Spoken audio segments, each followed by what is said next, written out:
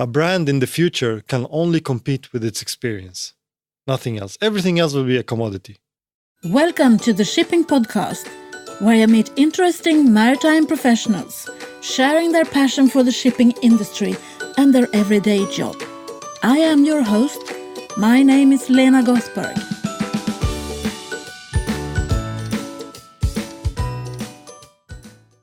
Hello, Shipping Podcast listeners, and welcome to the 105th episode of the Shipping Podcast. In this episode, you will be meeting someone who just left the shipping industry. I know it sounds odd, but you will soon understand. I think maybe this was the only opportunity to catch him in his busy schedule when he was between jobs. I will be introducing you to Amer Mohammed, former head of digital transformation at Stena Line, and now the Chief Digital Officer of Cap Gemini in Scandinavia. Amer has a bachelor's degree in telecommunications and has rapidly become the poster boy for shipping and digitalisation in Sweden. I don't think that the maritime industry ever had the ear of the IT world before, and definitely not the eyes and ears of other industries or politicians, as they did when Amer was invited to the stage in Almedalen, which is a political gathering happening every year in Sweden. But he was one of the examples of where the future lays in a digitalized world. And have we ever had the maritime industry, the shipping industry, on the stage like that before? I don't think so. I have told him that he will be missed in our industry.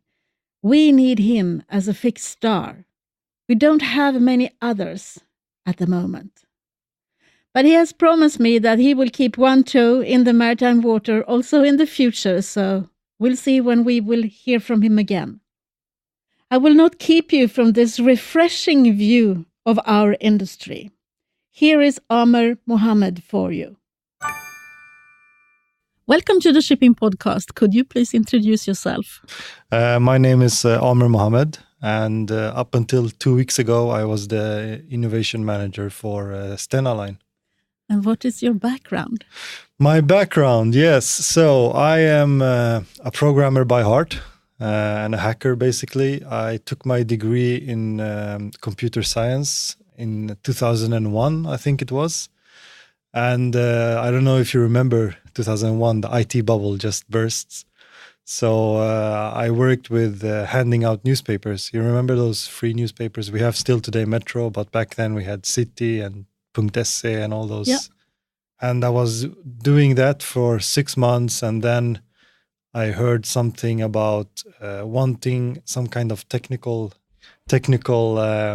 competence in the office of the transportation company.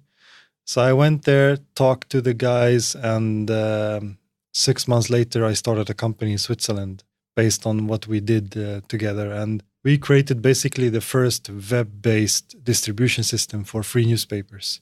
And back then, web-based was unheard of. So that was exciting. That company is still alive. Around 11 newspapers in Europe are running it. I'm just in the board of directors now. I don't work actively.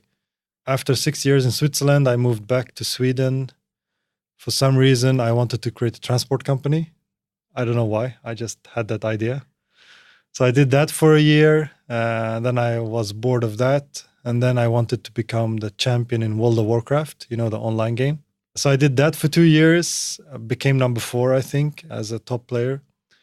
And then I gained a lot of weight. So my wife said, okay, no more sex for you. You have to fix this. So I downloaded Runkeeper. This was 2008. So the App Store was pretty new. So there were very few apps. So I downloaded Runkeeper, but I thought it was boring. So I thought I could do this better myself. So I called up a friend who's a designer, and I coded, and then we put together an app that mixed World of Warcraft with Runkeeper. So when you signed up with our app, Healthy Heroes, it was called, you got a character, and then you had to jog and exercise to level up the character. So we just mix those two worlds. So what is important when you're a gamer and you play World of Warcraft? I am not a player. I am not a gamer, so maybe you should start there. The most important part is to reach the highest level and get the most rare items. So there were some items in a big game like World of Warcraft where you have 12 or 10 million people. Not everyone is on the same server because there is no server that can handle that amount of load. So they're divided into regions like Europe, America, Asia, and so on. And then each region is also divided into sections. So you had maybe 20,000 players on one server. And then on each server, there could only be one that could have a certain item. So the whole point is to be first and to be the strongest and to be the best so you could get those rare items. So it's a lot of strategy in that. A lot. I mean, we could spend, first of all, you have to be a part of a guild. So I was it's called the guild leader. So I was that. And you're 25 grown-ups. I mean, not children. We were, 30 to 40. And every time a new monster comes out, we want to be the first ones to kill it. So imagine 25 people who are sitting in front of the computer for 30 hours straight, without food, without water. No, I can't imagine that. And you have to guide everyone, and everyone is annoyed, so you have to keep them motivated and passionate, and things like that. And a lot of my leadership skills came from that, because it's not easy to, first of all, motivate people that get to eat, but to motivate people that are hungry and thirsty, it's hard. But we managed, and several times we were the first ones to kill. Because it's not a normal game where you just go press a button and then the monster dies. It's a 15-minute fight where you have to move into different sections. And then, for instance, if something happens, everyone has to move to one spot. And as soon as that is done, we have to move to another spot.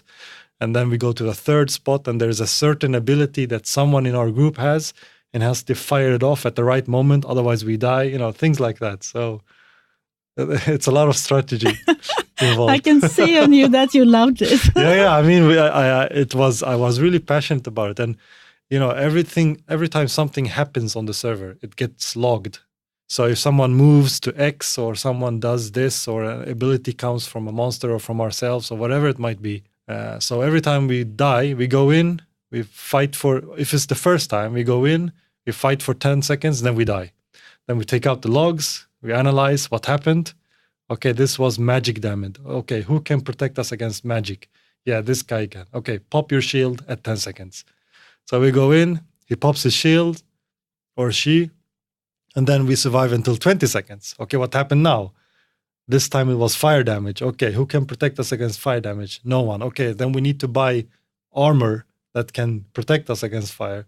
So I have to go back to the shop in the town. So we have to re-gem our equipment to protect against fire. So it's not easy.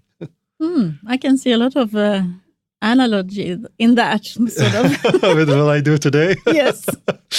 Yeah. So I did that, and we basically copied the same concept over to the exercising world. So you could exercise, and then you battle your character against a friend, and then, for instance, you lose. Then you go out and jog for like 2 kilometers. Then you get a turbo boost. Then you go back and fight. And then, so that was the whole idea there. We did that for, I think, 4 years. We got venture capital around 1.5 million euros or so. Around 300,000 users, I think we got to. And then after 4 years, we were offered to sell. And we did that. It was a good timing. And after that, I was simply just advising startups and investing small amounts here and there, not so much, maybe 5,000 or 10,000 euros in several companies. And then out of the blue, one morning, I get a call from a headhunter. And they asked me, yes, hello, we are this and this company. Are you interested in a job? I said, I don't know. Depends on, I'm not really an 8 to 5 kind of guy. I'm a mission kind of guy. What is the mission? Yeah, can you meet with Stena? And up until that point, I've never worked. I've never been employed. So when someone tells me, Stena, I know Stena. Everyone in Sweden knows who Stena is. I was thinking like it's offering me a job for the IRS. I don't think it's for me. But I've never been the person who says no to a meeting. So I said, yeah, sure, I can take a meeting.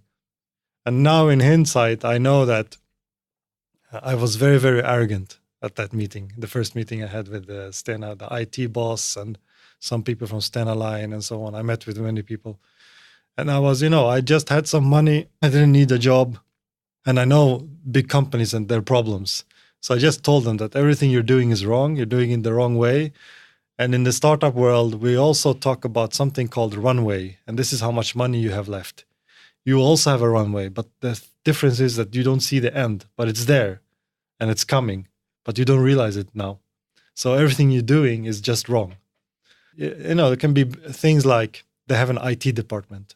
I've never in my life heard about an IT department. There is no, for instance, in a startup, that's the only reference I have. You don't have IT. That's a waste of money because you cannot have people that only know IT. You need to have people that know everything, the business, the IT, whatever software we're using, finances, everything. They have to know everything, but they don't have to be experts in everything, but they have to understand everything. So I told them you cannot have IT and people programming stuff. They don't understand how it's going to affect the end result and all that. So I was very arrogant. So I thought, okay, that they will never call me again. But it turns out 3 hours later, the headhunter called me back and said, they're interested. Do you want to move on? I said, oh, yeah, sure. Okay, let's do this. I mean, what can happen? Oh, I would have wanted to know what they thought when you turned up there. Yeah, I mean, I did these, you have these tests. If you're going in as a manager of some sort, you need to do these personality tests. And I did all those. And then I remember now, they tell me now afterwards, but they didn't tell me then. But they said, you were so close to not being hired. I said, why? They said, the headhunter called us and he said, these kind of results we've never seen in a person. So if you hire him, it's like throwing in a grenade in the organization. And they said, yeah, well, what can happen? Let's see. So that was funny that they took the leap of faith. But it also shows that they understood that something need to change. But they didn't really know what.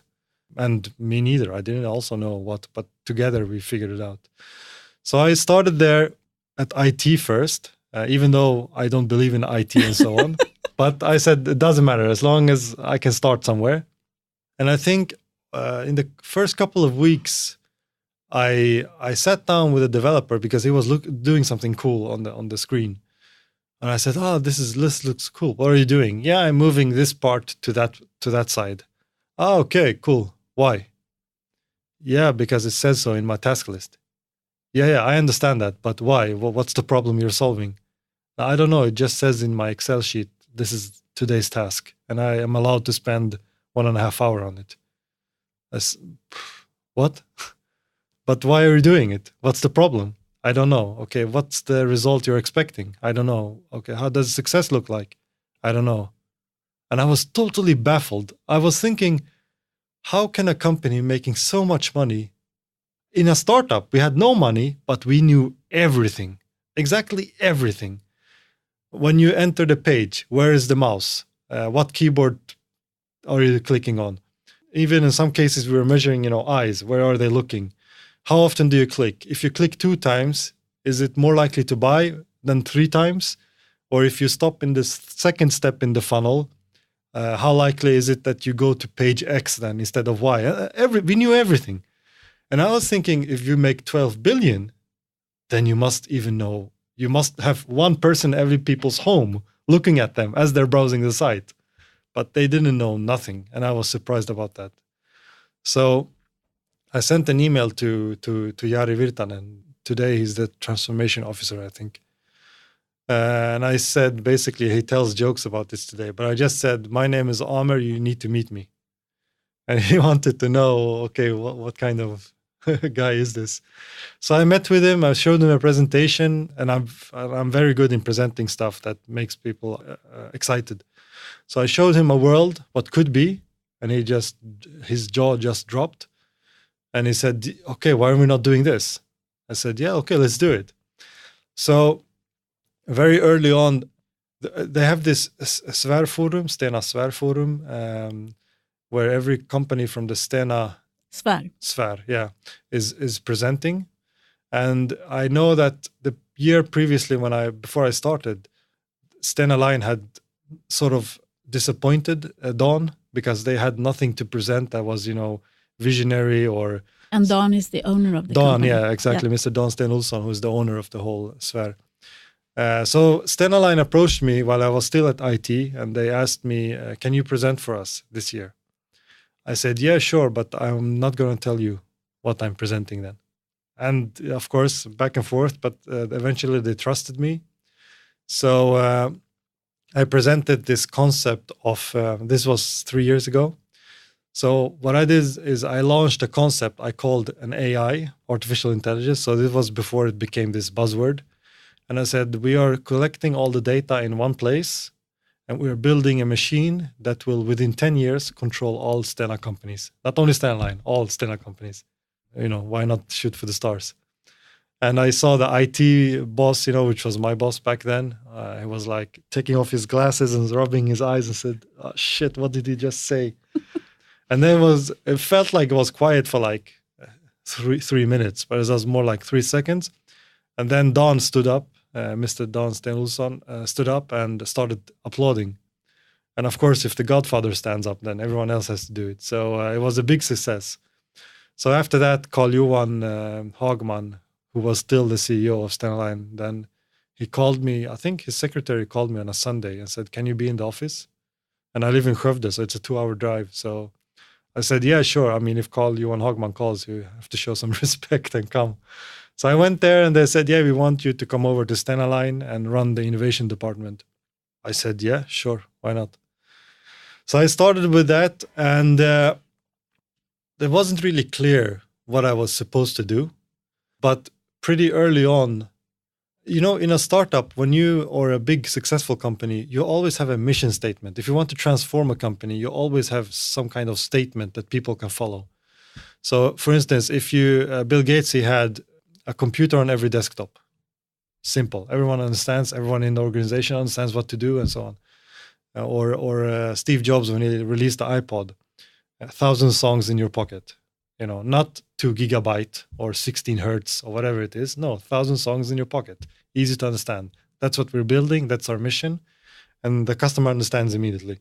So we were talking about this transformation we need to do, but there was no statement. And I was thinking, and it's funny to hear Jari talk about this every time I mention it. I was thinking, okay, let's make a statement. And a statement is something important for a company. It's the anchor. But I was thinking, okay, if I go in and talk about wanting a statement, and then we have all of a sudden 22,000 stakeholders that have an opinion about something they don't understand, it will take forever. So I just make one up. My idea was to make one up and then just present it to the outside world. And then force Stena Line to accept it. Because I knew it would be good. There is nothing you can say against it. So I started in conferences. I always get invited to conferences because people enjoy my presentations. I started with this statement: by 2021, Stena Line will be fully autonomous. I remember that. Yeah, you see. So after a couple of conferences and a couple of news articles, they started emailing me and, what is this? I said, yeah, it's our new mission statement. I call it the digital mission statement. Okay, has anyone approved it? I said, yeah, I did. Okay, but why should I go to someone? First of all, they don't have time for that. Second of all, that's why they have me. I mean, if you hire a doctor, then all the doctor decisions he should take or she should take. You cannot just, if you're a doctor, go ask someone who's an engineer, what do you think of this medicine? Just because they're higher in the hierarchy? No, it doesn't make sense. It's about competence. Well, it's in shipping. Yeah, but that was easy to break down. As long as you just do, then it's easy to break down. I mean, I think, I don't know, in other companies, maybe I would have gotten fired, for doing something like that. But in this company, I didn't. So that shows that, okay, let's see what happens.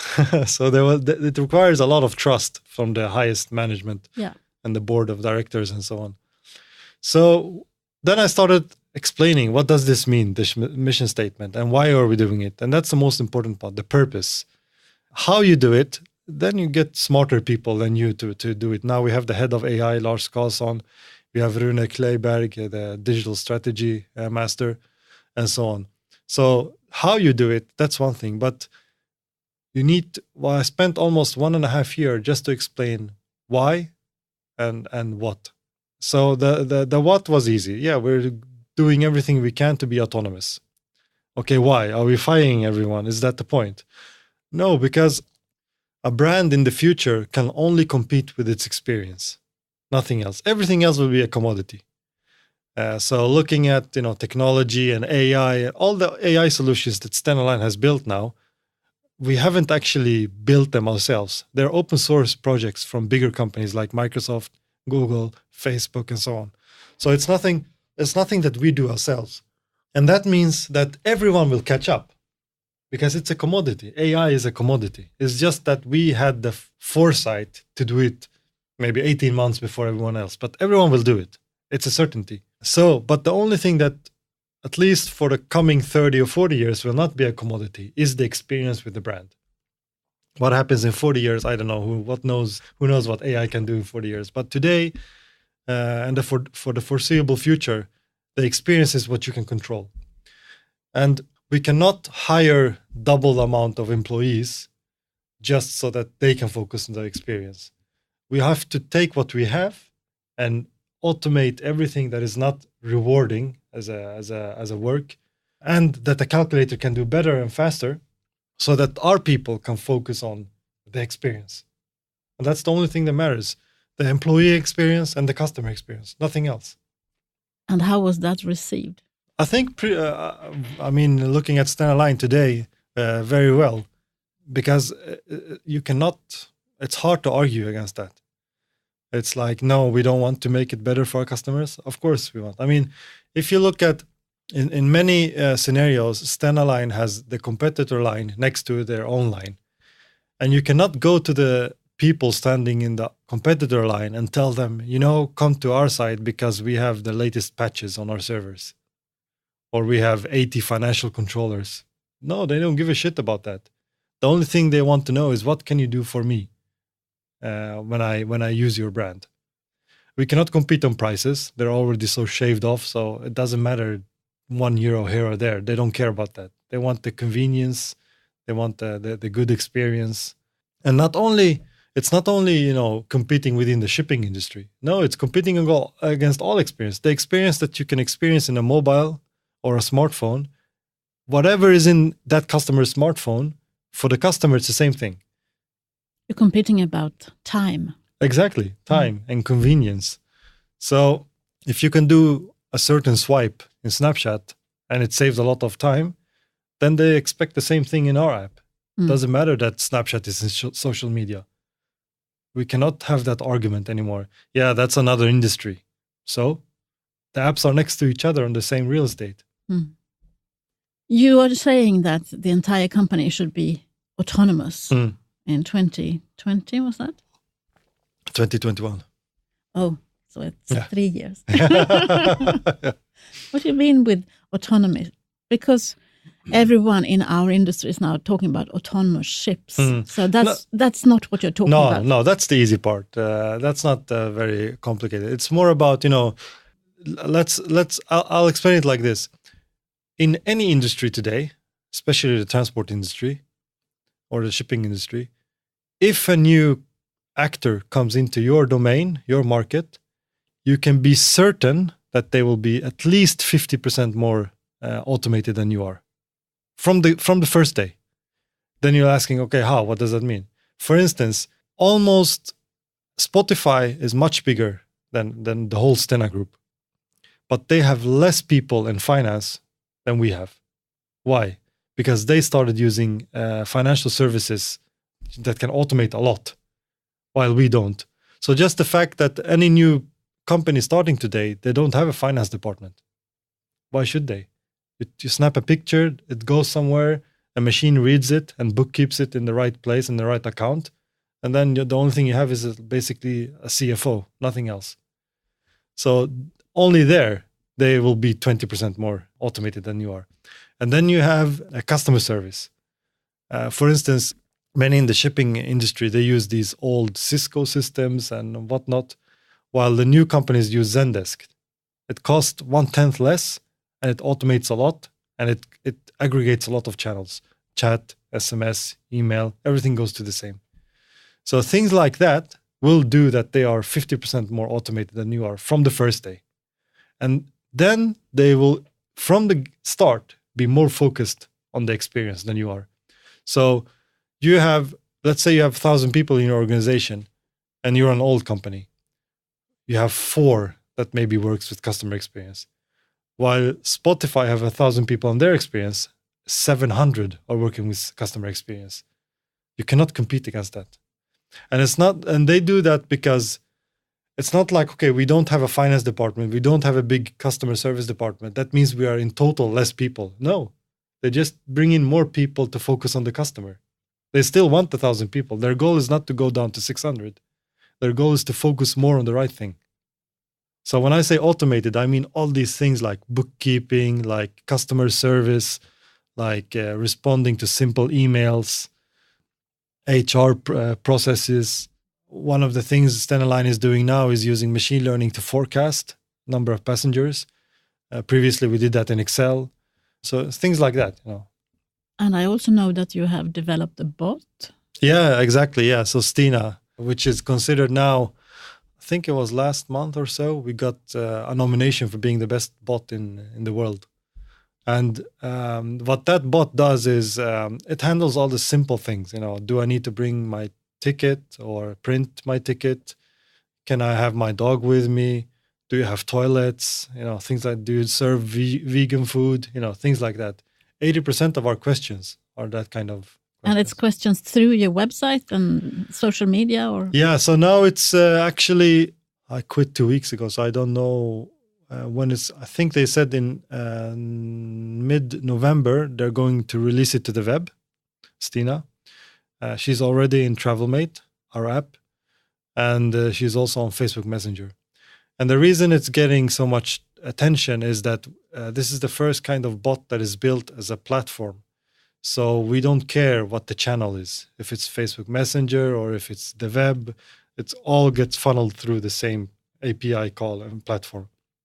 So if something is asked in Facebook, we can, if the Facebook data source doesn't know the answer, we can, through our platform, go to the FAQ on the web and try to find the answer there, and then funnel it back to Facebook. So technically, it's something that is unique today.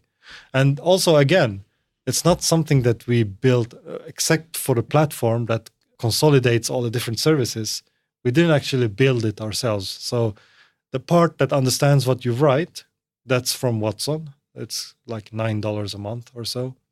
The part that understands if you're angry or upset or happy or so on, that's called sentiment analysis. That's for free. You download it from GitHub, which is an open source community. The part that remembers where you are in the conversation, if you derail from the conversation, like for instance, you ask about a certain terminal in England, then all of a sudden you ask about food, and then you jump back to the terminal question. These kind of things, it's called being context aware. That's also something which is we just download and use. So this is the beauty of the digital world today, you know. And that makes it also so, because I remember one thing, you know, you have this old thinking. We spent a few million Swedish kronor on it for training it and so on. So that's what that's the cost part. And then when I released it, I said that I would open source the solution. And they said, no, we cannot give it away. We need to patent it. And this is something that comes from the old world. You cannot really patent something that it's for free. So the only thing that is unique is how we use it. But the technology itself, we didn't pay for it. It's open source. We just download it from somewhere else. We just put it together in a way that no one has thought of previously. So, and also if we would like to take it further, I told them, okay, but give me then 40 million SEK and I will take it to the next level. Or we give it to the open source community where we have 200,000 of the smartest people in the world, and they will help us develop it to the next level. So which one is smarter? Obviously, it's smarter to give it away and take help, because it's not the actual code lines themselves that give us our competitive edge. It's how we use it. So that's important. And another thing, because I remember Stena, it was a special case because that was the first thing I got yelled at for. Because I said, okay, now we have something that works in my mind, or in the startup world. If it works, basically it just shows up. For me, that works. It doesn't have to answer correctly. I don't care about that. But, being a little bit more traditional, you think that, you cannot release something that doesn't work. It have to be perfect and our brand will be hurt and so on. And they said, you cannot release it. Okay, sure. So the next day I released it. I told the guys to open up the API. So we were getting questions, and so on. And then it started failing, and we log, the failings. And they come in and they said, it's failing. I said, yeah. So how are customers reacting? Yeah, it doesn't matter. They're failing. Yeah, I know. I was expecting that because I don't know what to fix if I don't see the failure. How are the customers reacting? No, but it's not working. It's not good for our brand. Yeah, I understand. But what are the customers saying? Because I knew what they were saying. Because what I did was they told me that you should, if it fails, you should apologize in a nice manner and then send an email apologizing again, blah, blah. But what I did is I know that sometimes when I speak with my friends and someone says something stupid or fails, I send him a fail GIF. These GIFs you have in SMS where you can see like a panda holding his hand, his face, like, oh, how stupid can you be? Or someone tripping, or, it looks fun. Someone is failing. So I told the guys who coded the bot, if the bot doesn't answer correctly, show a fail GIF, because I thought I do it with my friends, so why? Because it's a machine, it should also behave the same. So people were laughing their asses off, customers, because they'd never seen that in a bot before, and they were thinking it's fun. You can see the response. Funny. Are you human? No, I'm still a bot. It says. So, if you treat it, don't try to be something you're not. I think that's one of the things that have contributed to my success. I'm not trying to wear a suit and talk in a different way just because I'm talking to Don or Mr. Don Stelso, or I'm talking to in a conference. No, I'm a guy from the ghetto, and I speak that way. There is nothing to hide. This is me. Either you take it or you not, or not take it. So that was very, very funny, that thing. And sometimes you have to do things like that, to get your point through. I remember another thing was that we, in Facebook Messenger, people were asking sometimes, because we know who they are, because you have your profile, it's your real name. Sometimes they were asking things like, can I buy a window seat? So instead of the bot asking you, okay, what's your reference number and what's your email and blah, blah, we already know your email and your name. So we were thinking we need access to our internal system so that we can just send the name and get back the ticket info. But then when I spoke to IT about that, they said, yeah, but that's a security issue. We cannot do that. And I said, what security issue? You can encrypt it. Like, what are you talking about? I'm a programmer, so I cannot be fooled by that. And I built many systems and I sold them for millions. So I know very well what I'm talking about. So I said, no, you cannot do that. That's okay, fine. So there is this company called HackerOne. You can hire a hacker. So I hired a hacker and told them, hack into the system and bring out the information. It took like 15 minutes. And they broke into the system. And then I started sucking out the information. And like 1 month later, they realized. I said, yeah, well, you said something about security. I knew it was bullshit. You knew it was bullshit. You could have just told me that you don't want to do it, or it's not worth the effort, or whatever it might be. But don't bullshit me. And then these company that you hire, they also give you a proposal how to solve it. So we just closed it, but now I have access through Stena. So sometimes you have to do things like that. It's. I must say that I'm sad that you're leaving the shipping industry. I have told you that before, because you are a breath of fresh air to me. Okay. And also, I wanted to discuss with you, how did you find the shipping industry when you sort of just was dropped into it? How did you find it?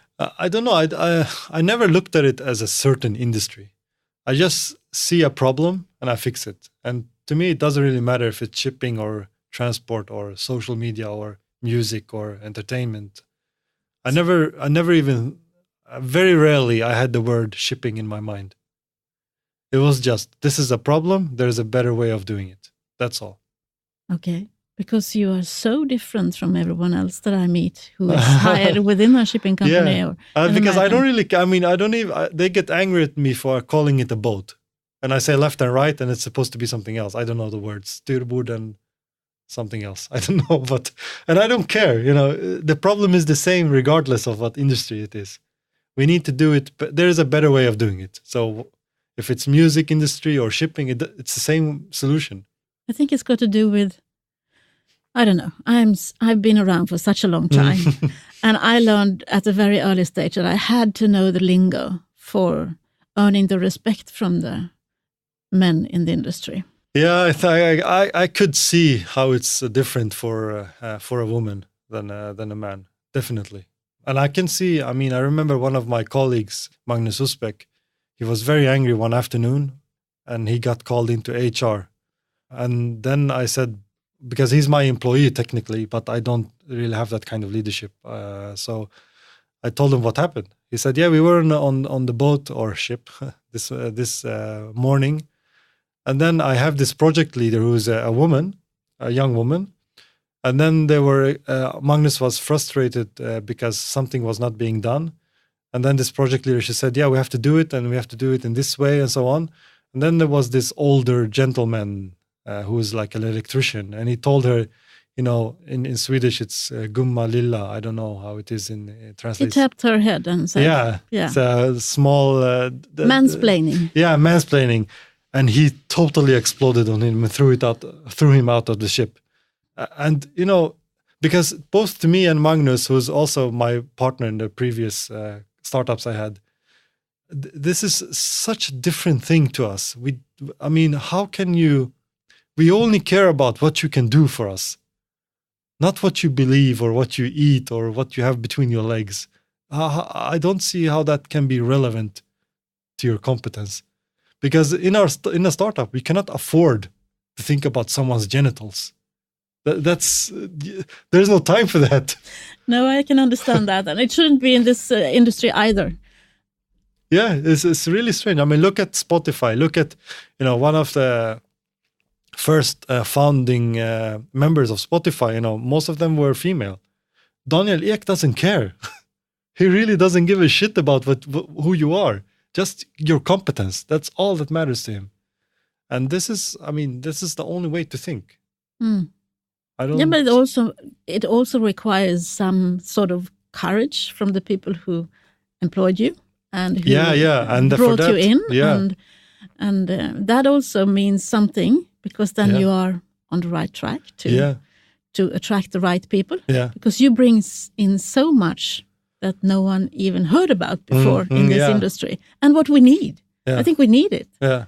Because we will be competing with every other industry for the brightest minds. Yeah. And that's the biggest part. Some people, they say customer experience first, but it actually starts with employee experience, because happy employees, of course, equals happy customers. So when I started, for instance, in Stena Line, in the IT department, they said, okay, here's your computer. And they gave me a laptop, PC. I said, I'm not touching that. I'm a Mac guy. Yeah, we don't do Mac. You're not allowed. Okay. So what now? I have it in my hand. Will you take it away from me, or what does that mean? You're not allowed. You put me in jail, or I don't understand. To me, when someone says you cannot do that, that means that you physically cannot do it. And I don't know, will someone hold me down, or will you stop me at the entrance? Or no, nothing happened. I was just running my Mac, and then if I go to a meetup or a hackathon and so on, and I'm standing there and saying, Stena Line, it will be fully automated in 3 years. We will only work with AI. We will have the smartest people in the world and all that. And then I open up a PC. They will laugh at me. It's an image thing. young people like Mac or Linux or whatever. The point is they want choice. It's not North Korea, everyone should have the same clothes. So I just started using Mac, and there were already people, within IT that wanted Mac, but no one had the courage to do anything about it. But that changed pretty quickly. Within 6 or 8 months, half the IT department was running Mac. Because that's what they wanted, but no one wanted, I don't understand that mentality as well. I mean, we live in Sweden. What is it people are afraid of? I don't get it, except for getting fired. But even that is pretty much impossible in Sweden with the union laws. Yeah. I mean, I don't know, but I will still say that in the maritime industry, I've been around for a long while, and it used to be like, if I know something and I keep it very close to my chest, I have the power. And unfortunately, in a way, that still is the rule. So that is why it's so refreshing for me to hear when you say, everything is open. It's open to everyone. And I can only be transparent to win more and to find new people to collaborate with, or new companies to collaborate with, and to do new things. And I see that as something beautiful. I mean, it's the way of the future, because, just look at, for instance, what we did with the forecasting. So we went from traditional Excel files to machine learning. So it took Stena Line 60 years to perfect the forecasting process and the equation. And that forecasting was like, it could see like 30 days into the future or so. And it was around 90% accurate. And then we're talking about what's happening on board. Exactly. How many passengers will we have on board? So then we get these two 22-year-olds, and within 6 weeks, they completely destroyed the 60 years experience that the company had, and which, like you say, they were keeping close to them. Yeah, I know how to forecast. I'm the trade manager. It's called trade managers, the people that do that. So I'm the only one that can do this. And then you have two 22-year-olds, no education. They're just passionate about machine learning, hackers. They work at night. I never see them in the office because you cannot have 8 to 5. It doesn't matter, the job gets done, wherever you are or whenever you do it. And in 6 weeks, they completely destroyed the trade manager equation. And not only could their models see 30 days into the future, they were seeing 127 days into the future with the same accuracy, 90% or higher. And when you are in that kind of context, that means that you can even go further and predict even more things with machine learning. Like today, for instance, the trade manager says, okay, next week we will have this many passengers. And then the retail department, they start, okay, how many chocolates do we need? How many vodka do we need? How many, whatever it might be, meatballs. But now if everything is automated, then you have machines just creating simulations and running with the most probable one. Like, okay, you need 214,000 meatballs, you need 27 kilos of jam, you need this much water, and so on. And it can even go further. It can even simulate who will be on board, not only how many. So is it elderly? Is it children? Then we can say vodka instead of whiskey. So focus on that on this trip, or whatever it might be. I don't know. So the possibilities are endless. And instead of doing like today, it takes 6 days to prepare a departure, it can go in 6 milliseconds because the computer just simulate it and it's much more accurate. And that doesn't mean that the trade manager, because that's one of the questions I got. Yeah, will we not need trade managers? No, trade managers have vast experience in our business. Go out to the terminal, observe. What else can we do? Is there something we can help the customer with that adds value to them and to us financially? I mean, shouldn't the trade manager be trying to add more financial value than just sitting in Excel, 8 hours a day? That's not rewarding for anyone. So it's different. So did you bring in a lot of new people into Stena? Yeah, many new people. So what kind of skills? It's the number one thing that I look for is passion. Because I always say you can always Google something, but the experience is more about what to type in Google, how to type the question. But how to exactly do something, that you can always Google, but the passion you have for the subject, that's the most important part. But the passion, everyone I meet in the maritime industry has got so much passion for what we do. Yeah.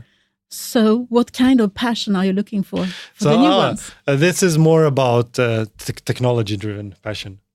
So, for instance, when I started 2 years ago at Stena Line, I said that, within 2 years, we will have a head of AI and we will have 40 data scientists and so on.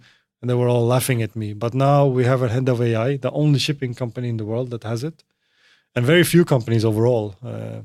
Lars Carlson, very smart guy with professor and stuff like that.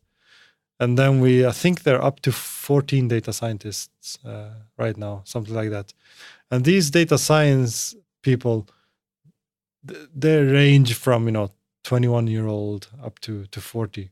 And the only thing, they know nothing about shipping. The only thing they know is they love this field.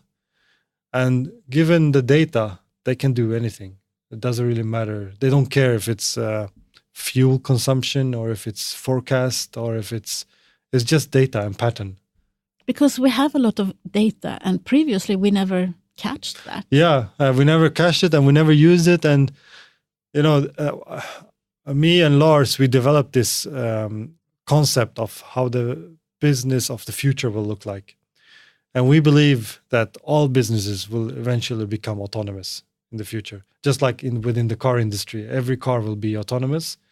It's just a matter of steps because it won't happen over a weekend. So just like in the car industry, you have, your standard car, that's level 1. And then you have cruise control, that's level 2. Then you have like in the new Volvos and Audis and so on, they have pilot assist. They can steer in the lane by themselves and so on. And then eventually you will have no steering wheel and no pedals. So that's level 5. Every actor in the car industry acknowledges this, but they have different opinion on when. That's the only difference. So people like Elon Musk, he believes it's next week, while Volvo think it's 2025. So whatever it is, but they all agree on the same end game. So how do we get the maritime industry to agree on the same? We don't have to have them agree because either they jump on board or they die. It's as simple as that. Because just like within the car industry, every company will become autonomous eventually. When? That's up for debate. But just like in the car industry, they will be autonomous and it will happen in steps. So if we convert it to the same kind of roadmap, then we can see that the current step we are at today, and most companies are at today, is that you have data, but it's all spread out everywhere. And it's like in Excel sheets or someone's computer under the desk, or you have data popes that think they own the data and you have to go there to beg for it and so on. So that's level 0, if you want.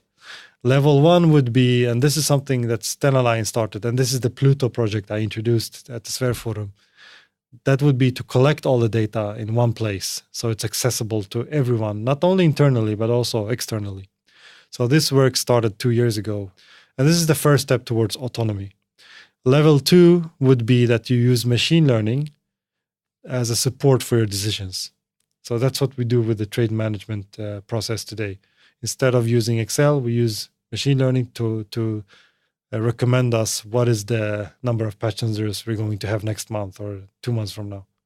Level 3 would be to let the machine take the decision. Okay, it will be 546 people on this departure.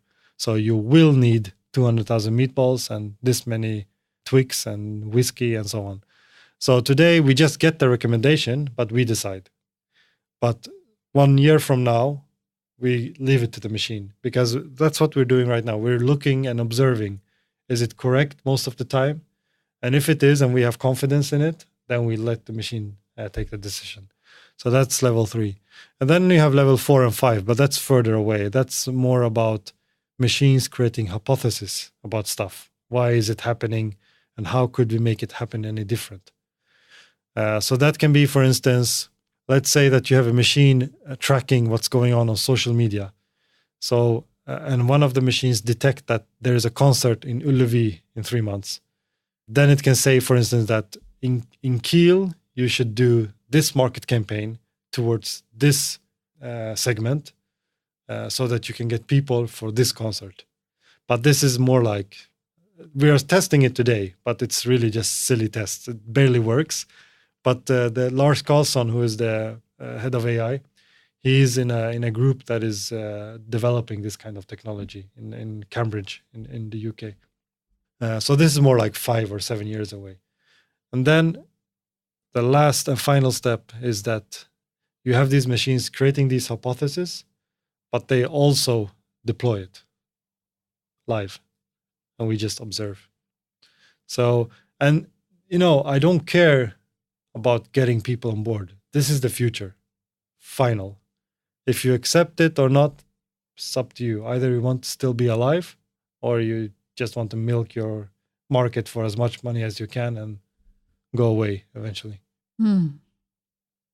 I think I could sit here for 2 hours more and discuss I talk this too with much. you. That's a problem. No. I find it very interesting. Who do you think I should meet the next time? Who should I interview? I think that Jari Virtanen would be interesting. I don't know if you've met him, or you should talk to him, because he's the reason I've gotten all this success. I mean, he's the embodiment of what a true leader should be, a modern leader. He usually tells me, he says, I have many people reporting to me, but 50% of my time goes to clearing the dust that you create. So what will he be doing now when you leave? I mean, he has a good set of colleagues now that I have risen the bar so much that there's a lot of playroom for my colleagues to play around in. So I'm certain that they will succeed in the path that we started together. But I think talking with Jari Virtanen would be very insightful for you and your listeners, because he's truly the kind of leader every company needs. Without him, I wouldn't be here. I think I would be fired long time ago. So what does a modern leader need? What skills? There is a Chinese saying that it's better to be the tail of a lion than the head of a mouse. So I have learned that the best leaders are the ones that are not afraid to admit they don't understand, and they let others take the decisions in areas that they don't understand. So very often Jari, he says, I don't want to tell you what to do, but this is my opinion. And this is the kind of leader you need to be, to have trust, because it also develops the people you're working with. It's much more fun also. Otherwise, unless you want the 8 to 5 people that only wait for their salary, maybe there are companies that want that kind of mentality. I don't know, but we don't want that, at least at Stena Line. So you have to be a kind of leader that are not afraid to be the dumbest in the room. And that's all. I mean, that's the only way to success. All my startups, I've always been the dumbest person in the company. I usually say that the CEO is just a glorified janitor, basically. So you have to view yourself as that, then you will get far. And he truly, I'm not saying he's dumb, but in areas that he doesn't understand, he takes a step back and only offers opinion. And what will you be doing now? Now, 2 weeks ago, I started at Cap Gemini, which is, if not the largest, one of the largest consultant companies in the world. And I'm their new chief digital officer for the Scandinavian region. So it's a huge honor and a big challenge, but we'll see what can happen. Yeah, we will see who will be cleaning up the dust at that place. I think I have to do it myself now. I'm in that kind of position. Okay. Thank you very much, Amer, for taking the time to speak to me. Thank you for having me. Thank you. Thank you, Amer. I love your approach and your totally fearless way of fighting for what you believe in. However, I can also relate to the brave managers who hired you and had to clean up wherever you went. Best of luck in your new endeavor. I'm sure this is not the last thing that we will see of you. Today, I have recorded my first online interview ever. We will see what that turns out to be. But I must say that a recording like that requires a tech-savvy guest with some equipment. So we will have to see how many of those that I can find and add on to the feed of the Shipping Podcast. I hope you liked the new logo. I did receive a lot of shout-outs for that in social media, even though I realized too late that it was not a good idea to set up a new logo type at the same time as releasing a new episode. It caused me some technical issues with the marketing of the last episode with Joanna Keller. But now I'm back on track with everything, I think, anyway, and I hope you have listened to Johanna.